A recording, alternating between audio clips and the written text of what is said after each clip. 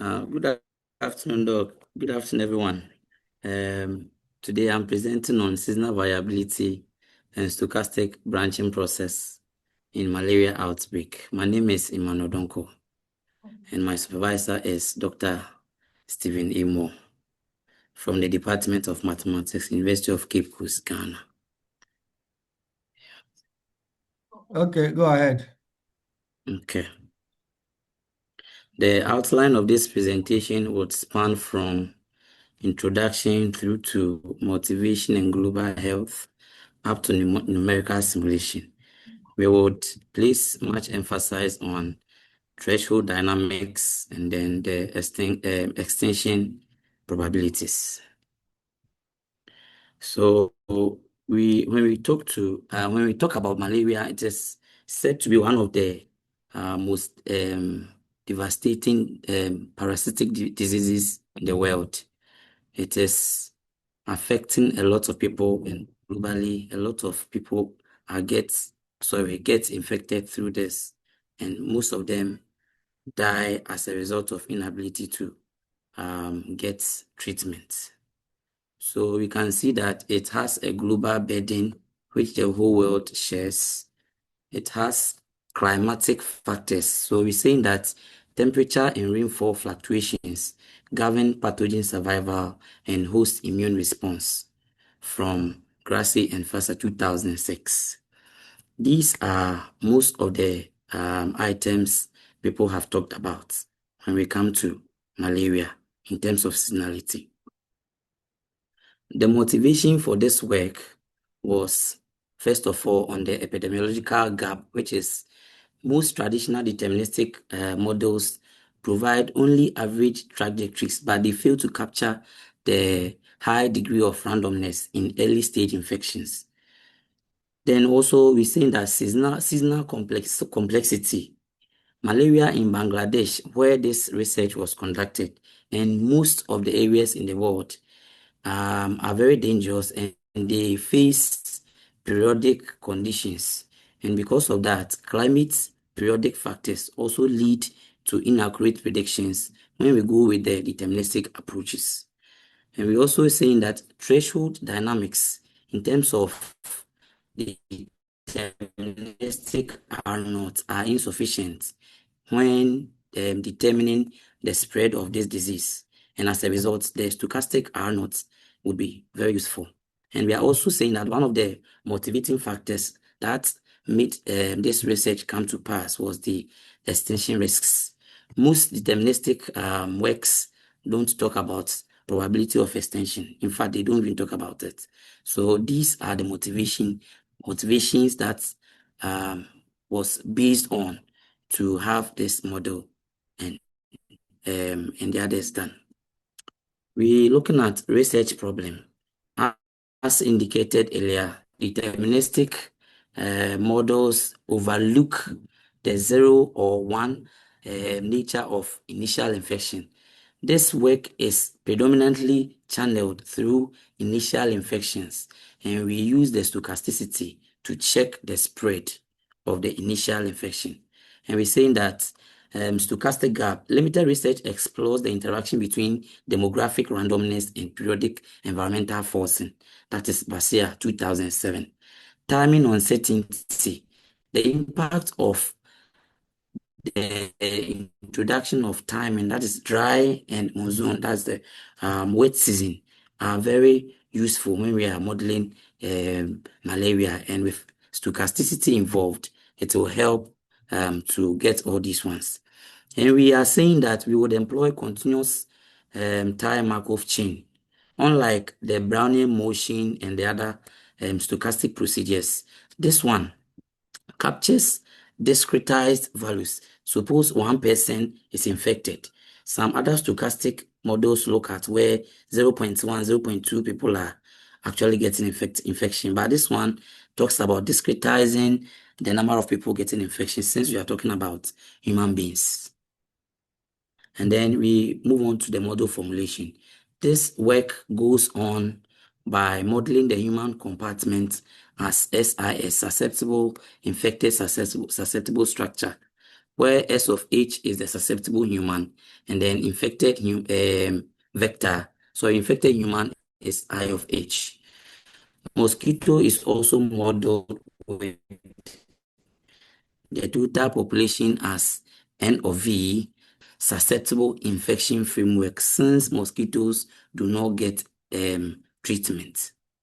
And we're saying that host demography includes a constant recruitment rate introduced with lambda and a natural death rate of 1, whereas the vector death rate is modeled with replaced with mu2 and then recruitment rate as tau.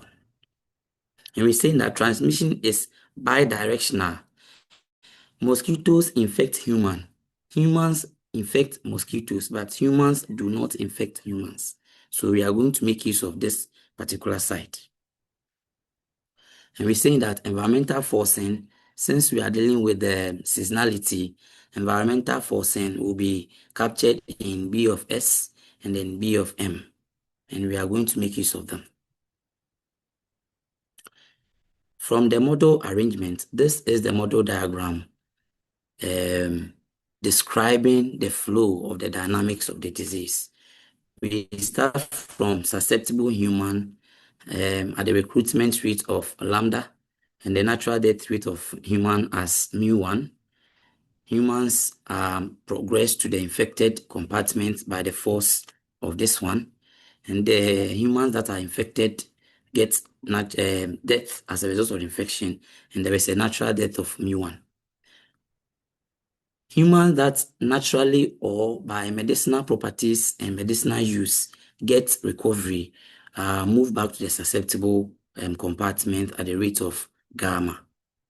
And also the vector is modeled with IV. The rate at which the vector gets recruitment is modeled with tau, and then the transmission rate from susceptible vector to infected vector is also identified with this. And then, as usual, some human beings die naturally at the rate of mu2, and vectors also naturally die at the rate of mu2 I of V. Sorry. These are the parameter descriptions as already discussed. From the model formulation, we obtain a deterministic system of ODEs as arranged here. Susceptible human is given as this, time above or equal to 0. Infected human given as this, so infected vector, with these initial conditions given. The disease-free equilibrium. We're saying that the disease-free equilibrium is the state where there is no infection, no human being is getting infected, or no vector is getting infected as a result of the malaria infection. As a result of that, we're going to have people living in the susceptible, and then the vectors living in the true susceptible nature. As a result, the susceptible human is given as this, and the susceptible vector is also given as this. In the long run, they enter a domain as the susceptible human is given as lambda over the natural rate of natural death of human, and the vector death also as tau over the natural rate, the natural death of the vector. From here, as other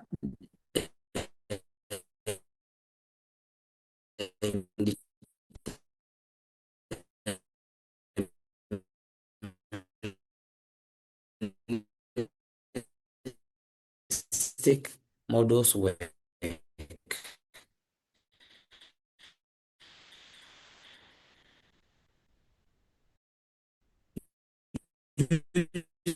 using continuous time macro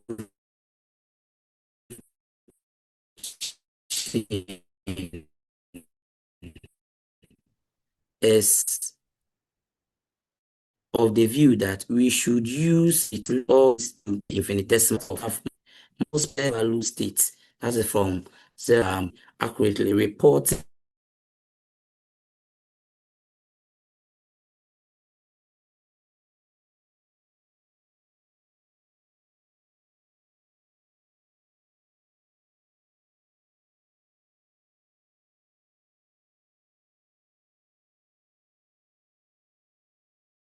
continue?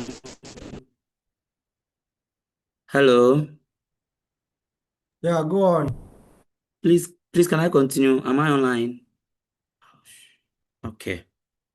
So OD models allow for fractional population states, which are unrealistic, and as a result of that, continuous time Markov chain models are able to do that by using discretized numbers. And then we're saying that the absence of noise, this noise is of discrete noise and also has jump noises. So we are not going to use the Brownian or the Gaussian.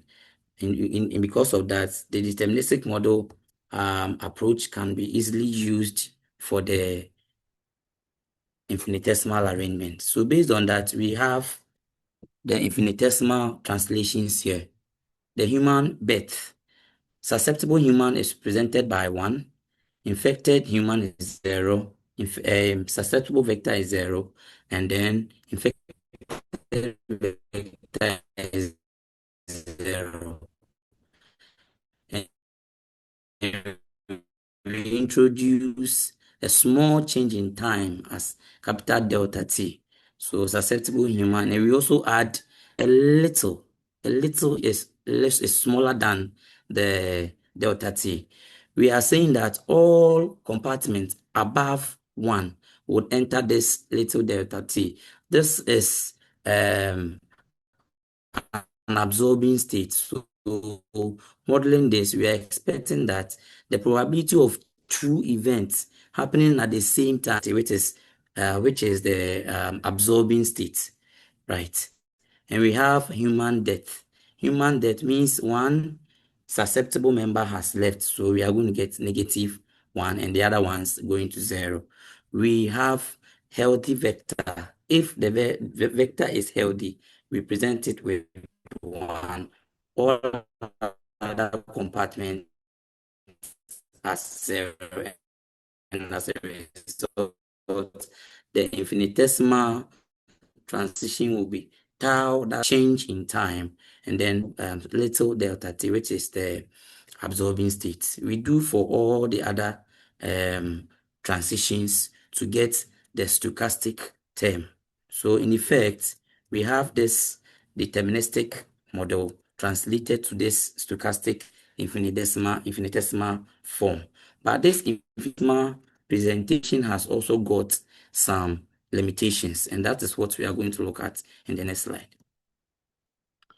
In a continuous time Markov chain, the transition table described earlier only describes local behavior over small interval, that is delta t. To extend this to Markov time, we use Kolmogorov equations to also look at the details of this. And we are saying that the Kolmogorov equations are two. We are going to look at the forward and the backward Kolmogorov equation. The forward Kolmogorov equation assists us to find out the future outbreak of the disease, whether it is going to spread in the near future, whilst the backward equations help us to check the extension probability of the disease, because we treat extension as also an absorbing state. So whenever it enters that state, it is never coming back. And we introduce this Kronecker delta, and then it is giving us from one state to another. If I equal to j, we have a probability of 1. If I is not equal to j, it has 0. We are going to make use of this in the next slide. So we are going to prove for the forward and backward Kolmogorov equations, which are very key in the continuous time Markov processes. So we are using this identity. It means that this one, Pji t plus delta t, explains that when we are at state j and we're coming back, probability of getting extension, so extension is I and growth is j. So Pgi means from growth to extension at time t, when there has been a little increment in time, that is delta t, is giving us this. That is, we're starting from 0 to infinity. Probability of moving from forward, backwards times the change. And we will use this notation as we use this delta arrangement. We are going to substitute this equation into the first one, equation 6, and then we expand. After expansion, we're going to divide both sides by the next slide. We'll divide both sides by this little h, and then effect, we are going to get the final backward Kolmogorov equation as this one. We are going to make use of this in the next slide. We also prove for forward Kolmogorov equation in similar arrangement. But in this case, we are moving from J, I to J, not J to I, means we are moving forward. And as we said earlier, it is used to check for the spread of the disease. So this one, we are moving from J to K, means there has been a growth. And then we are going to make use of the substitutions as we made earlier. And then divide both sides and make use of the limits to obtain this as a final Kolmogorov equation. These are the fundamental theorems backing up the Kolmogorov arrangements that will be used out through this work. We are also going to make use of the probability generation function. In fact, when we come to continuous time Markov processes, probability generating functions are very key.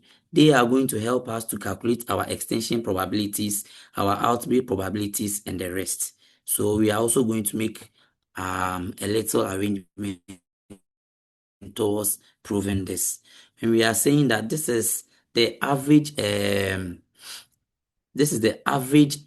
expected probability generation function of U1 is for the human, and then U2 is for the vector, and this T, that is the epsilon, is little change in time, and this is time, right? We are not going to make use of the average. We are going to prove it from the scratch. So we are saying that the total human population, as we looked at in the deterministic equation,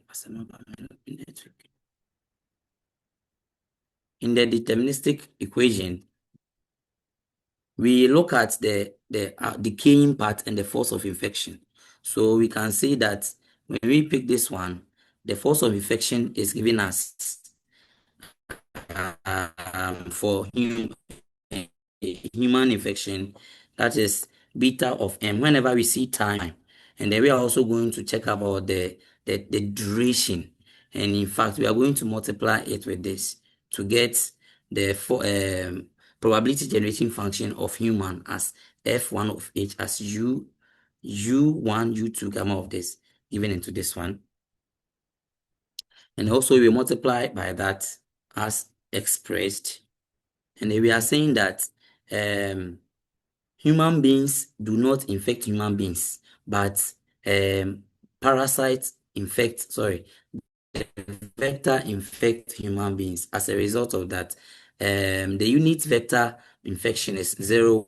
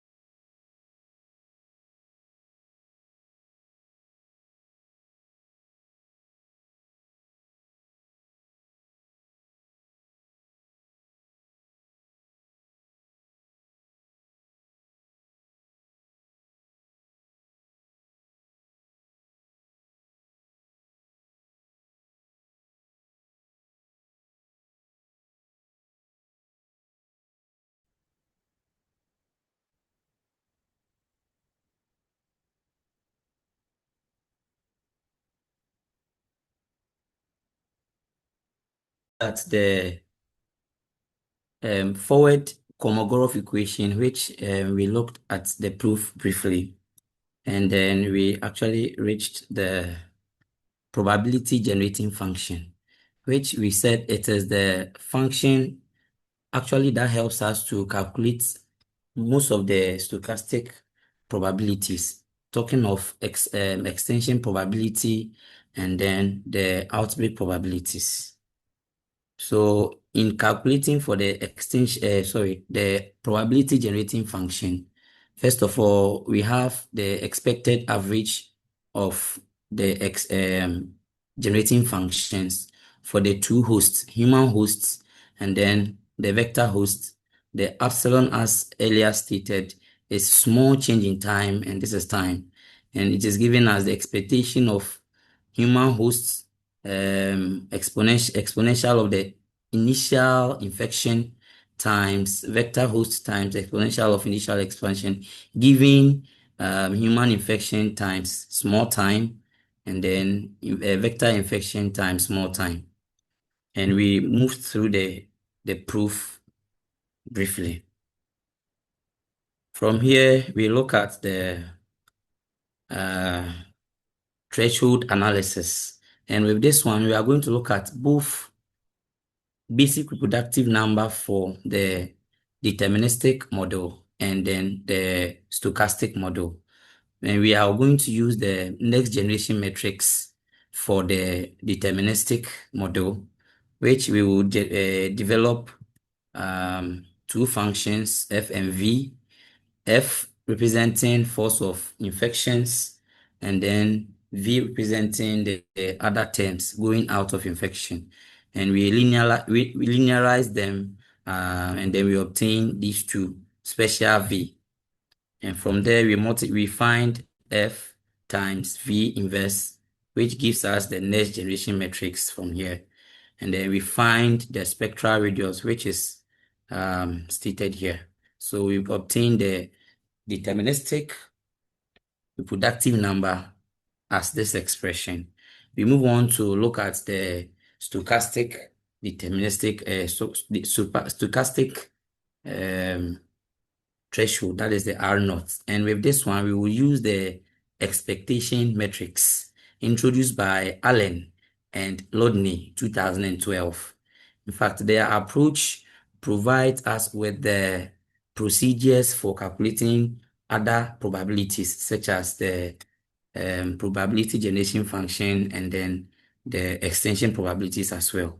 So from there, we will look at the disease-free equilibrium, which we briefly checked earlier in the other slides, where we know that in the long run, the susceptible human will be the recruitment rate over the natural death rate of human, and then the vector would also be the tau over mu2, which is the recruitment rate over the natural death rate of vector.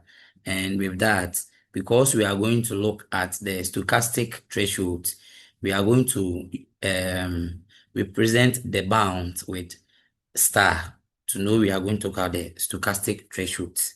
And from there, we obtain expectation metrics. How do we get this?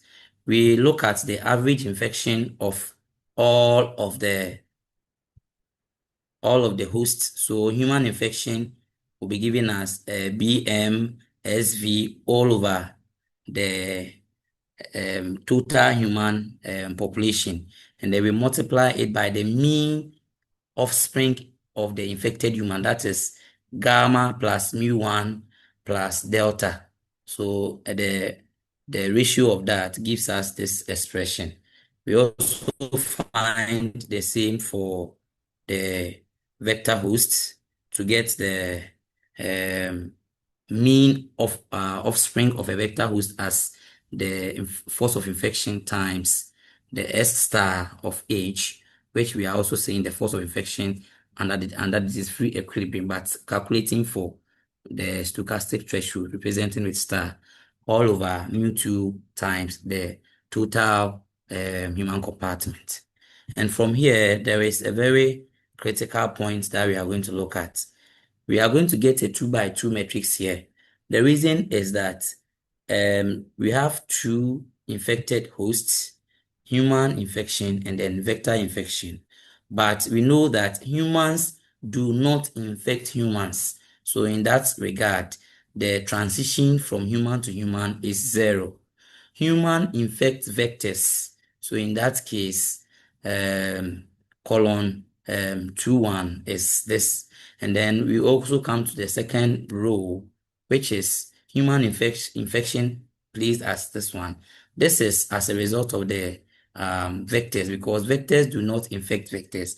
As a result, their place will be zero. So this is what we call as the expectation matrix. We find the eigenvalue and the spectral radius of that to provide us with the R naught of the stochastic, the stochastic R naught. Yes, so we find the spectral radius and we obtain the stochastic R naught as this expression. And we are saying that when the stochastic R naught is positive, the probability of a major outbreak from a single infection, there is an outbreak, there is a probability of outbreak from a singular infection or a vector. And when we are saying that when the stochastic R naught is less or equal to 1, the epidemic will almost surely die out. We move on to extinction probability. With stochastic models, extinction probability is key. Unlike the deterministic models where we will check about the local stability at disease-free, endemic, these ones, when we come to the probability models, especially continuous time Markov chain, the use of extinction probability is very key. Here we are going to go through the proof and look at it.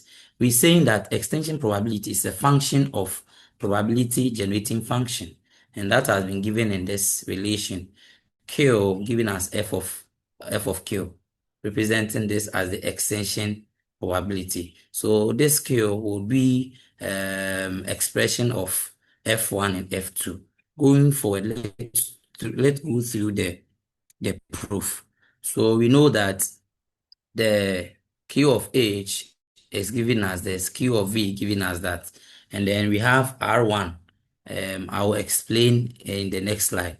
R1 is given as R10, R12. These are all the decay terms.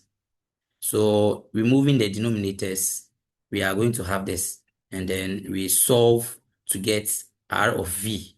When we get R of V, which is um, the extension probability for vector, we substitute into the first equation, this one. We have two equations for human and then the vector. So we solve these two equations simultaneously, and then we get the expression for V, K of V for the vector. So this is the vector, and then from the vector, we substitute into the first equation, and we'll get the quadratic function of this equation. We solve for Q of H, and Q of H is what we term as the extinction probability. And then we're saying that if R naught, the deterministic R naught and the extinction probability have very good relation. In the next slide, we will see that the extinction probability is very key and relating to the deterministic R naught. So coming back, okay, so from here we will end here and go to outbreak probability. From that, we will look at the relation. So here is the outbreak probability. The outbreak probability is defined as the event where infectious lineage do not go extinct. This is proven in most cases with the forward Kolmogorov equation. That's the master equation. And we're saying that Qi equal to 1. Certainly, there is an infection. Q is the infection, and then I is the infected initial infection. So when the initial infection is 1, or probably there will be 0. When the initial infection is less than 1, it also continues, and we will look at in the next one. So having this one as this, we can now say that a singular infection can be given as probability of extinction will be 1 minus Q of H times A times QV times B, where A is the initial infection of human, and then the B is the initial infection of the vector. So since our model is of two infections, we can make use of this and then generalize that the probability of extinction is given as 1 minus the exponential of, sorry, in human times the human extinction rate times the initial infection, also as usual for the vector. So we're saying that the impact of outbreak, the extension probability of human and the extension probability of vectors are differently related. If mosquito death, that's the mu2, is higher than vector death, it is near 1. We have low risk from vector alone. If humans stay infectious longer, that is the extinction probability is lower. It is more likely to trigger outbreak. Outbreaks are likely triggered by by infected human than by infected mosquitoes. Then we move on to seasonality.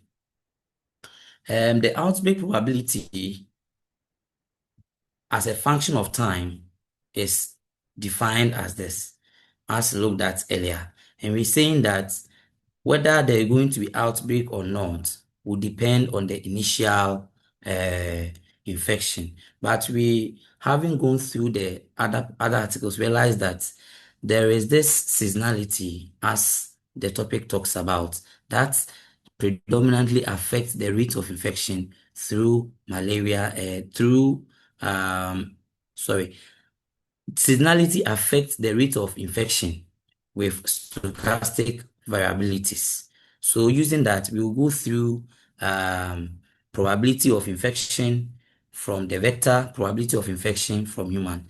And we are saying that the force of infection giving us BT for human, and then, sorry, probability of infection, BT, is higher for human than higher for vector. Then there will be outbreaks more than when vectors are more infected than the human. And we would talk about the seasonality by a theorem introduced in 2014 by Baker and Aidt.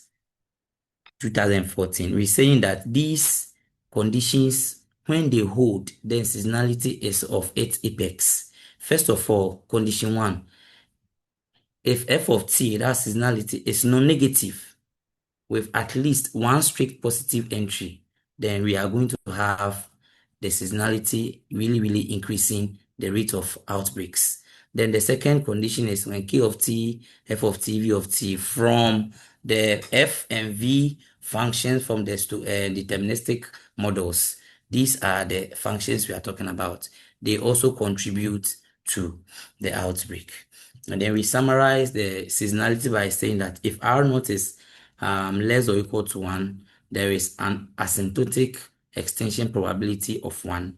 And when R naught is above 1, there is asymptotic extinction probability, where the probability of extinction is a product of the initial time, and it's also a periodic, and it lies within the range of 0 and 1.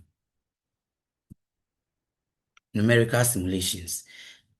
We integrate integration of backward Kolmogorov equations were used, and then also the seasonality factor to the infection rate were combined. And we are saying that the authors integrated the Kolmogorov backward differential equations over 1 year, that is 365 days, to compute the extinction probability Q1 and Q2 of T, where Q1 of T we associate with the human and Q2 of T we associate with the vector. Periodic transition effect. Using periodic transition rate of beta of S and beta S of T and beta M of T, the simulation shows a high risk of major malaria outbreak variety depending on whether the initial infection occurred during peak or off peak of malaria breeding. Lag effects. This is also talked about in the diagrams. Results reveal critical lag effect. The maximum outbreak probability occurs slightly after the highest vector density, providing insights for optimizing seasonal intervention timings. Seasonal forcing, as said earlier, the force of infection for human is giving us BS of T, where BS is giving us BS times 1 plus sigma S sine, and then 2 pi of T over P, and then BM of T. So these are the seasonality parameters that were introduced into the model. The term 2 pi maps to the time, to the annual period, that is 365 days, ensuring the synodial cycle repetition, exactly 1 year.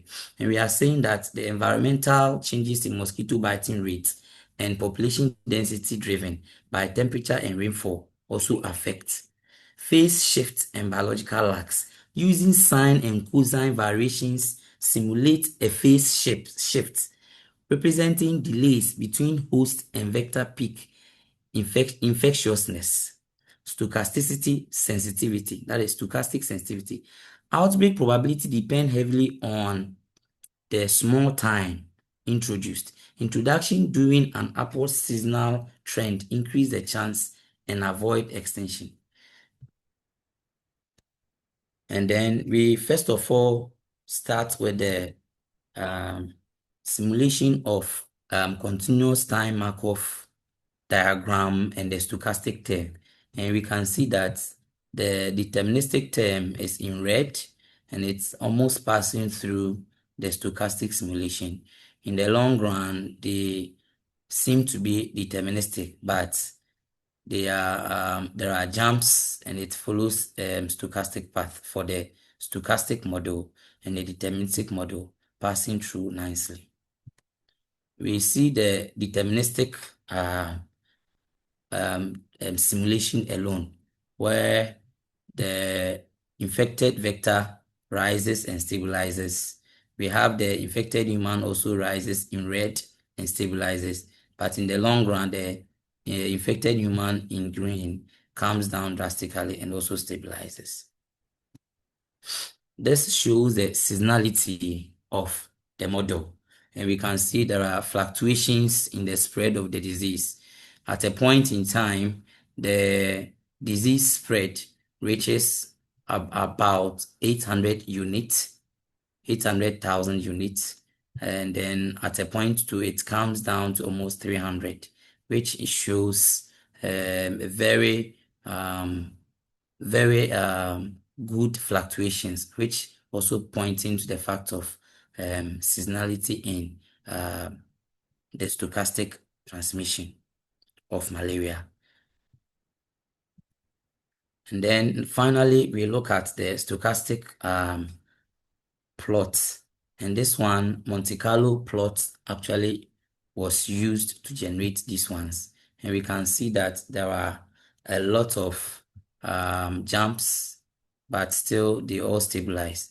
And then probably in the long run, forming up to a deterministic stability. Results. We're saying that figure 2 and 3 establish the periodic environment and the time-dependent threshold R naught of T. They define the window where transmission is mathematically possible. Figure 4, this one shows this was the first one for the deterministic, and figure 5 showing the stochastic fluctuations. And then the last one also, as we talked about, nicely showing the seasonality conditions in the proof. These are some of the references for the work. Thank you.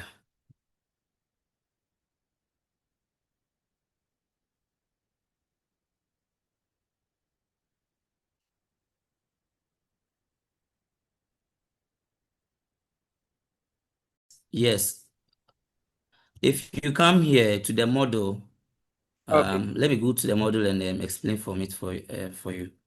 You can see from the model that, hold on please, come in. You can see from the model that when we Okay. have infected human, Some are going out to susceptible human, okay? So these people leaving the infected human to susceptibility would lose, means the infected human compartment automatically lose one to this Okay. compartment. That's why we place there with negative one, giving positive one to this group. Are we okay? Well understood. Well understood. Thank you. Okay, Enkoso. Okay.